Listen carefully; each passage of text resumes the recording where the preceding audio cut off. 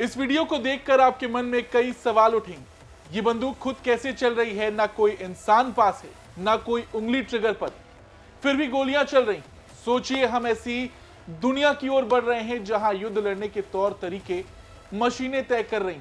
खैर, ये जो वीडियो आपने देखा है, ये बंदूक इसे भारत में ही बनाया गया है। भारत ने पहली बार इस एआई मशीन गन का सफल परीक्षण किया। इसे नेगेव एलएमजी कहा जाता है, नेगेव लाइट मशीन गन। और आज विस्तार से हम आपको इसी बंदूक के बारे में बताएंगे। इसे किसने बनाया, हमारी सेना के लिए ये कितनी उपयोगी साबित होने वाली है, एआई गन्स के आने से क्या कुछ बदल जाएगा, और भारत के अलावा और कौन कौन से देश हैं जो लगातार इस तरह की टेक्नोलॉजी पर काम कर रहे हैं।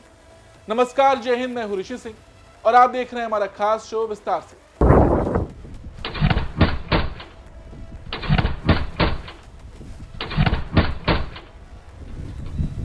इस वीडियो को देखने के बाद ये तो समझ आ गया है कि अगले 10 से 15 सालों में बंदूक चलाने के लिए सैनिकों की जरूरत नहीं पड़ेगी। इस तरह के हथियार ही काफी होंगे। ये जो बंदूक आप देख रहे हैं, इसे बीएसएस मटेरियल ने बनाया है और अभी पहली बार उसने भारतीय सेना के साथ मिलकर 14,000 फीट की ऊंचाई पर इसका परीक्षण किया है। ये तकनीक भविष्य के युद्ध में, खासकर सीमा क्षेत्रों में बहुत महत्वपूर्ण साबित हो सकती है। जहां मानव सैनिकों की तैनाती करना जोखिम भरा होता है, वहां ये हथियार काम आ सकते हैं। इस तरह के परीक्षण मेक इन इंडिया और आत्मनिर्भर भारत पहल को मजबूत करने के लिए किए जा रहे हैं। ये परीक्षण भारत की डिफेंस टेक्नोलॉजी में एक नया अध्याय जोड़ता है। एआई इनेबल्ड हथियारों से हमारी सेना को ज्यादा मजबूती मिलेगी, सीमा पर सुरक्षा भी बढ़ेगी।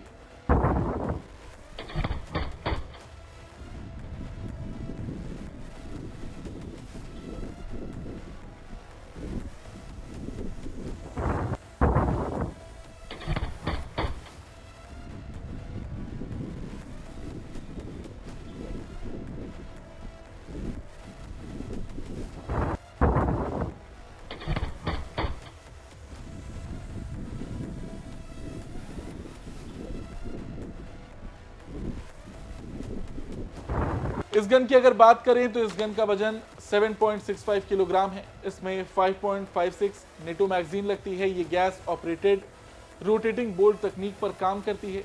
ये एक बार में 850 से 1050 राउंड प्रति मिनट की दर से फायर करती है। गोलियां 915 मीटर प्रति सेकंड की गति से दुश्मन की धज्जियां उड़ा सकती हैं। इस मशीन गन की फायरिंग रेंज 300 से 1000 मीटर होती है। अधिकतम 1200 मीटर तक फायर कर सकती है। इसमें 150 से 200 राउंड की बोल्ट या 35 राउंड की मैगजीन लगाई जा सकती है। हालांकि इसमें और भी खूबियां हैं, लेकिन वो अभी तक बाहर नहीं आई हैं। फिलहाल ये बंदूक ट्रायल फेज में है। बहुत जल्द इस तरह की बंदूकें सेना में शामिल हो जाएंगी। रही बात और देशों की, तो इस तरह की टेक्नोलॉजी दुनिया के कुछ चुनिंदा देशों के पास ही है। हम एक एक करके वो भी आपको बताएंगे। देखिए, अमेरिका में कई वेपन सिस्टम में एआई का इस्तेमाल हो रहा है, जैसे सेंट्री गन्स जो मोशन डिटेक्शन और फेशियल रिकॉग्निशन से गोली चलाने में सक्षम है।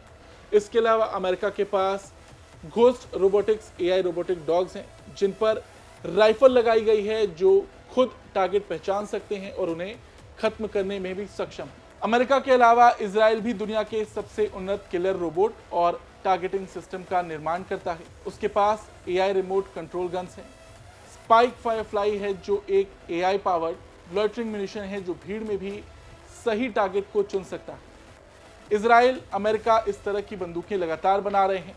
हालांकि इस रेस में चाइना भी पीछे नहीं है। चाइना, जो इंडिया के लिए सबसे बड़ा थ्रेट है, वो भी लगातार इस तरह की तकनीक पर काम कर रहा है। चाइना ने सेंट्री गन्स को तिब्बत बॉर्डर जैसे ऊंचाई वाले इलाकों में तैनात किया है। चाइना के पास एआई से चलने वाले ऐसे ड्रोन्स हैं जो इंडिपेंडेंट फायर करते हैं।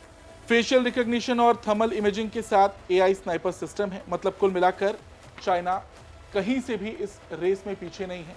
चाइना के अलावा अगर हम रशिया की बात करें, तो रशिया भी इस तरह की तकनीक पर काम करता है। रशिया ने यूक्रेन युद्ध में कई सेमी ऑटोनोमस सिस्टम का उपयोग किया है। उसने कई जगहों पर एआई गन सिस्टम तैनात भी कर रखा है। रशिया के अलावा फ्रांस, टर्की, साउथ कोरिया, ये देश भी ऐसी तकनीक पर काम कर रहे हैं। लगातार एआई गन्स बना रहे हैं, एआई एलएमजी बना रहे हैं, जो आगे चलकर सीमा पर तैनात की जा सके और इससे जो जवानों पर निर्भरता है वो भी आपकी कम हो जाएगी। अब सवाल एआई आधारित हथियारों पर इतना जोर क्यों दिया जा रहा है? तो आपको बता दें, दुनिया आज आर्टिफिशियल इंटेलिजेंस एआई आधारित हथियारों पर इतना जोर इसलिए दे रही है क्योंकि युद्ध के तौर तरीके अब पूरी तरह से बदल चुके हैं। पारंपरिक हथियारों की जगह अब ऐसे सिस्टम विकसित किए जा रहे हैं जो खुद सोच सकें, टारगेट पहचान सकें और बिना इंसानी दखल के कार्रवाई कर सकें। एआई गन थकती नहीं, न डरती हैं, ना ही उसे सोचने का वक्त लगता है। ये मशीनें 24/7 निगरानी कर सकती हैं, पल भर में दुश्मन की पहचान करके जवाब दे सकती हैं, वो भी बेहद सटीकता के साथ। ड्रोन हमलों, सीमाई घुसपैठ और अज्ञात खतरे जैसे नए दौर के युद्ध में इंसान की प्रतिक्रिया धीमी पड़ सकती है, लेकिन एआई गन फुर्ती से जवाब दे सकती हैं। भारत भी एआई आधारित हथियारों पर इसलिए जोर दे रहा है क्योंकि हमारी सीमाएं बेहद चुनौतीपूर्ण हैं, चाहे वो 14,000 फीट की ऊंचाई पर लद्दाख वाला इलाका हो या घने जंगलों में मौजूद खतरे। इन परिस्थितियों में सैनिकों की जान की कीमत सबसे ऊपर है और एआई हथियार उस खतरे को कम कर सकते हैं। साथ ही मेक इन इंडिया और आत्मनिर्भर भारत जैसे अभियानों के तहत भारत अब सिर्फ रक्षा सामग्री का उपभोक्ता नहीं बल्कि निर्माता बनना चाहता है। चीन और पाकिस्तान जैसे पड़ोसी देश पहले ही एआई आधारित हथियारों को विकसित कर रहे हैं और ऐसे में भारत का पीछे रहना रणनीतिक रूप से खतरनाक हो सकता है। इसलिए भारत तकनीक के इस नए युग में अपनी सुरक्षा को और मजबूत करने के लिए पूरी ताकत से एआई हथियारों पर काम कर रहा है। और देखा भी जाए तो भारत का एआई आधारित मशीन गन का परीक्षण सिर्फ एक टेक्नोलॉजी डेमो नहीं बल्कि एक सैन्य रणनीतिक बदलाव का संकेत। आने वाला युद्ध अब साहस का नहीं, सॉफ्टवेयर का होगा।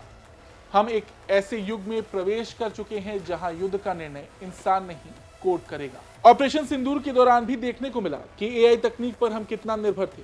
ड्रोन और एआई तकनीक की महत्वपूर्ण भूमिका हमें देखने को भी मिली। भारत ने पाकिस्तान के आतंकी ठिकानों पर एआई सक्षम ड्रोन जैसे हेरोप और हेरोन से सटीक हमले किए। ये ड्रोन खुद लक्ष्य की पहचान कर बिना इंसानी आदेश के फायर करने में सक्षम है। इसमें एआई बेस्ड निगरानी, लॉटरिंग म्यूनिशन और एंटी ड्रोन सिस्टम का भी उपयोग हुआ। इस ऑपरेशन ने अपने आप में दिखाया कि भविष्य में युद्ध की दिशा एआई और ऑटोनमस तकनीक तय करेगी। ऐसे में एआई गन्स भी बहुत जल्द सीमा की सुरक्षा में तैनात की जाएंगी।